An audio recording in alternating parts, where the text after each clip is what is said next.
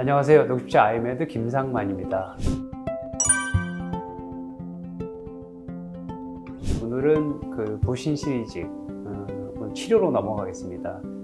일단 개괄적인 치료를 설명을 드리고 구체적인 거는 나중에 제가 말씀을 드리고, 오늘은 이 부신 기능 저하증 어떻게 치료할까 기본적인 원리에 대해서 설명을 드리는 그런 시간입니다.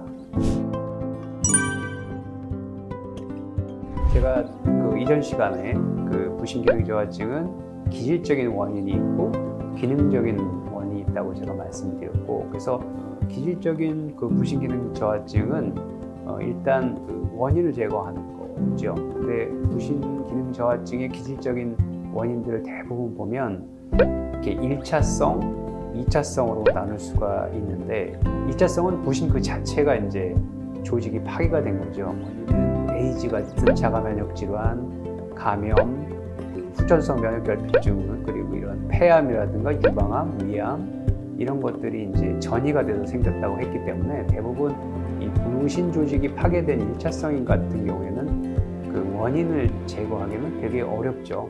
이런 경우는 대부분 부신 호르몬을 직접 공급하는 그런 방법밖에 없고, 약물도 약물에 의해서 어떤 무좀약이라든가 어떤 결핵약의 일종의 리파암피신 같은 걸 써서 이게 독성을 해서 부신이 파괴했기 때문에, 대부분 어떤 원인이든 1차성으로 생기는 부신 조직이 파괴된 기질성 원인은 대부분 이 부신 호르몬을 직접 공급하는 약물 치료가 대부분입니다. 실질적으로 원인 제거하기가 되게 어렵고요. 그래서 이 기질적 부신 저하증이 대부분 2차성만 하더라도 스테로이드를 장기 복용했을 경우를 제외하고는, 이런 건 서서히 이제 스테로이드를 테이퍼링 한다고 합니다. 점점 줄이거나 조절해서 원인을 제거하는 방법이 있지만, 뇌하수체 자체가 어떤 난산에 의해서 뇌출혈 같은 걸로 생겨서 뇌하수체에 문제가 생기거나, 또는 종양 또는 뇌경색에 의해서 2차성으로 뇌하수체에 문제가 생기는 경우도 사실 원인 제거는 되게 어렵습니다, 실질적으로.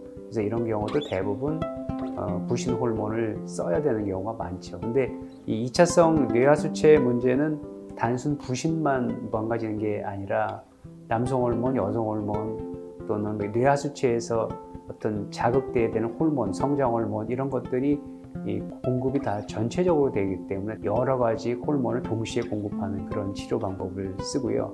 유전성 같은 것도 마찬가지죠. 대부분 그런 쪽으로 이제 사용하기 때문에, 보통 우리가 부신 기능 저하증 중에서 이 기질적 부신 기능 저하증이라고 진단을 받으시면 병원에서 반드시 치료를 하시고 약물 치료가 원칙입니다.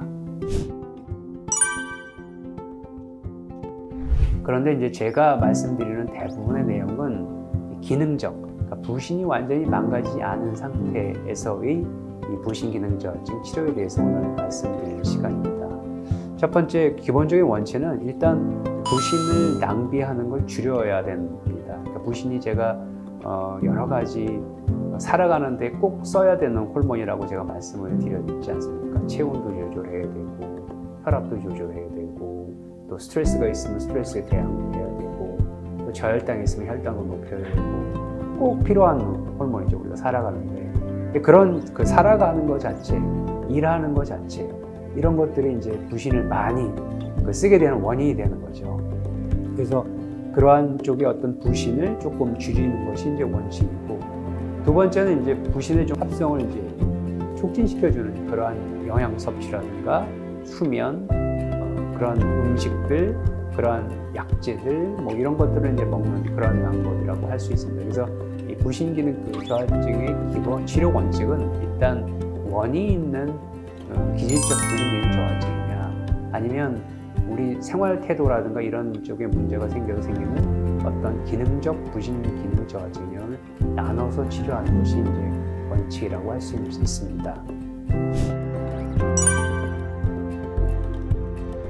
이번 시간에는 전문적인 어떤 기질적인 거라기보다는 이 기능적인 부신 기능 저하증의 치료 원칙에 대해서 말씀을 드리겠습니다. 만약에 물탱크에 호르몬이 이제 차 있다고 생각하면 필요할 때마다 이 물탱크에 물을 이제 우리가 쓰게 되는 거죠.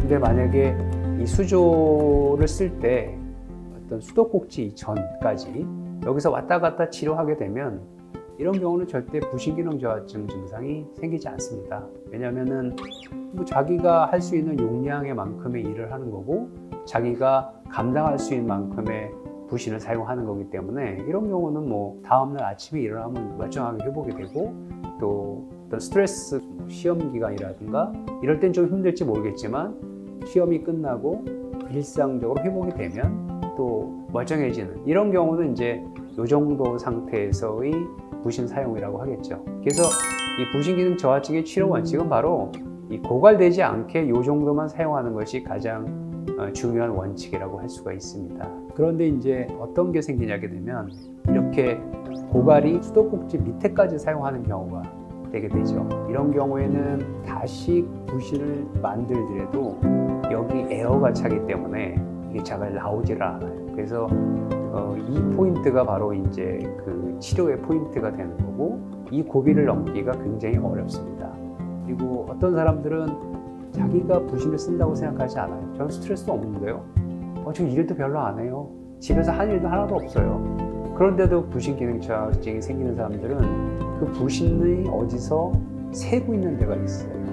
자기도 모르는 어떤 다른 원인에 의해서 이제 부신을 쓰게 되는 경우죠. 이 원인을 찾는 게 이제 굉장히 중요하다고 할 수가 있습니다.